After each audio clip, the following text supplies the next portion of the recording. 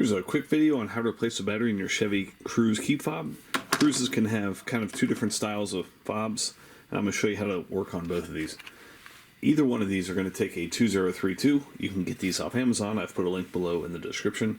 I'm also going to be using a small flat tip screwdriver. So on this one, you just want to take your thumb and press right here. And then take either your screwdriver or your finger and just press right there. Push the old one out. This one, you're going to want to push this button on the side here, and you can take your screwdriver or this key right here and just push right there and pry the back cover off. Again, screwdriver or key, pry out your dead battery. Make sure you place your positive side facing downward on this one and your positive side facing upward in this one. Clip this back together.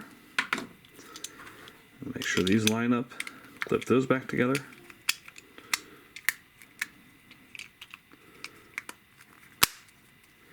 And you're all set. There's no need to program either of these. Hope this video was helpful. Make sure you hit the thumbs up button.